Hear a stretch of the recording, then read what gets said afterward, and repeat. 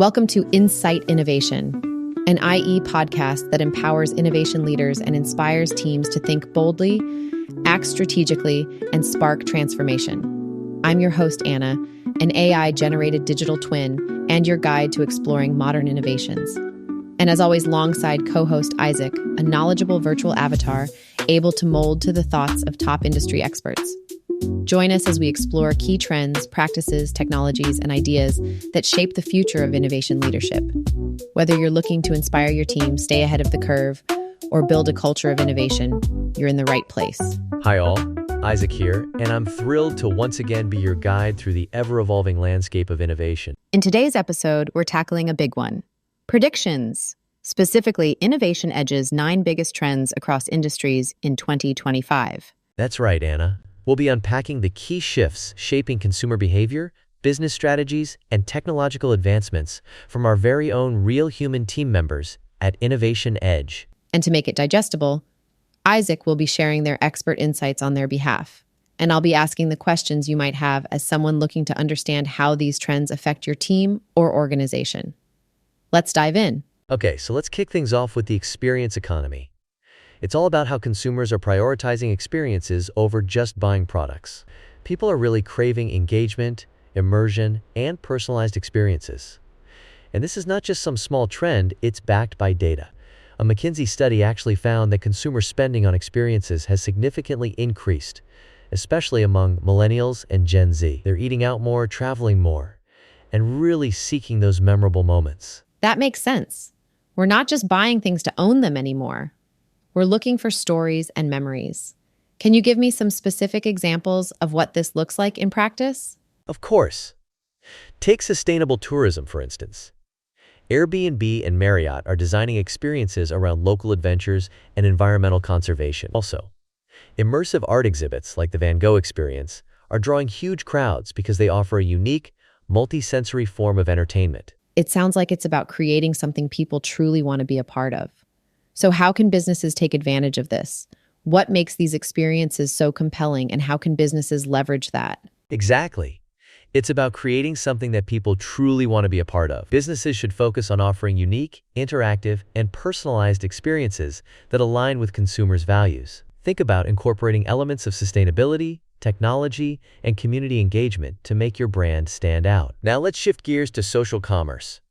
It's incredible how social media has morphed from a place to connect with friends into a full-blown retail giant. Definitely. I could practically live on Instagram. How has this actually changed how we shop? Well, think about features like in-app purchases, live stream shopping, and influencer-driven promotions. It's all designed to make it super easy for consumers to bypass traditional e-commerce sites and buy directly within the platform. According to Shopify, e-commerce sales are expected to climb to $8.5 trillion by 2030. This is why brands should embrace this trend. Okay, so it's about convenience and ease. How can brands effectively use platforms like Instagram and TikTok for entertainment-driven retail? Brands can utilize Instagram's shoppable posts, where users can explore product details without leaving the app. Also on TikTok, brands can create viral challenges to encourage user-generated content featuring their products. Interesting. But what are some of the challenges they might face when using this type of retail? One big challenge is staying authentic and transparent. Consumers are smart, and they can spot inauthenticity from a mile away. Brands also need to be aware of the potential for negative feedback to spread quickly on social media, so they need to be ready to address any issues promptly and effectively. All right, next up, we're diving into digital detoxing. I've been hearing more and more about this. Yes, Anna. In our always-on world of notifications and endless scrolling, consumers are actively seeking ways to disconnect. This digital detox movement is gaining serious traction. Given that I said I could practically live in Instagram, I understand the need to step away from my screen sometimes. How can companies respond to this trend with innovative products and experiences? Well, think about offering screen-free experiences or mindfulness-driven products. For example, some companies are already integrating digital detox spaces into their offices to combat burnout and boost productivity. Tech-free spaces? That sounds kind of nice, actually. What about the potential for growth in analog wellness products like journals or meditation tools? There's definitely a market for it. As consumers look to minimize digital distractions, the demand for analog wellness products is on the rise. Brands like Moleskine and Leuchtturm 1917 are already reporting increased sales. So, Isaac, let's talk about smart cities. What's driving this move towards smarter, more sustainable infrastructure in our urban environments? Absolutely, Anna. Cities are becoming more urbanized, and there's a huge demand for more sustainable infrastructure. Governments and private sector leaders are looking to AI-powered public services and real-time citizen engagement technology to create future-proof urban environments. What kind of AI-powered public services are we talking about here? Can you give me some specific examples? Certainly. A great example of this is AI-powered smart grids, which can optimize energy use by predicting consumption patterns and adjusting supply accordingly, ultimately helping to reduce carbon footprints. Okay, that makes sense. What about real-time citizen engagement? How does that work? It involves things like sensors monitoring pollution levels, traffic, and parking. What are some of the potential benefits and drawbacks of turning our cities into these AI-driven hubs? There are so many potential benefits, such as increased efficiency and improved quality of life for its residents. On the other hand, there are also concerns about data privacy and security that need to be addressed. It's about finding the right balance. Moving on, let's dive into Web3 and the industrial metaverse. I've heard a lot of buzzwords, but what's really happening here? You're right, Anna. It's transitioning from speculative hype to tangible applications across industries. It's all about fundamentally altering data ownership, security, and financial transactions. How is Web3 different from what we have now? It's different from traditional platforms, where centralized platforms control user data. Web3 operates on decentralized blockchain-based networks, so individuals and businesses have the power to own and control their digital assets through smart contracts. Can you give me some real-world examples of how Web3 is reshaping different industries? Consider Roblox, for example. Roblox operates as a user-generated platform that enables creators to develop and monetize games and experiences within its virtual ecosystem. Interesting. What about BitGo? How does that fit into the Web3 picture? BitGo provides institutional-grade custody, liquidity, and security solutions for digital assets. It facilitates secure transactions and storage for cryptocurrencies to support the adoption of digital assets in the financial sector. So it enables the financial side of these new ownership models. Let's transition to a topic that is close to consumers' hearts: the regenerative agriculture movement. What can you tell us about that? Absolutely. There is a growing consumer demand for ethically sourced items, and the regenerative agriculture movement addresses this desire by focusing on restoring ecosystems rather than just maintaining current conditions. This includes improving soil health, promoting biodiversity, and increasing carbon sequestration. So, how are brands responding to this demand? What steps are they taking to ensure transparency? Many brands are integrating blockchain technology to provide real-time transparency into their sourcing practices. This allows consumers to see exactly where their products come from and how they're made. What are the benefits of regenerative farming for both consumers and the environment? Regenerative farming practices can improve soil health, which leads to more nutritious food for consumers. It also helps to reduce the reliance on synthetic fertilizers and pesticides, which benefits the environment by reducing pollution and promoting biodiversity. Ultimately, it's a win-win for all involved. Speaking of all things innovative, let's get into our next trend, the AI-driven workplace transformation. What does this entail? The workplace is undergoing a massive shift because of AI. While businesses experimented with AI in 2023 and adopted it in 2024, 2025 is the year that they are bracing for significant functional change. Organizations are restructuring workflows, redefining job roles, and trying to meet the demand for new skills. What about the impact of this transformation? The impact is undeniable. By 2030, an estimated 70% of the skills used in most jobs will change.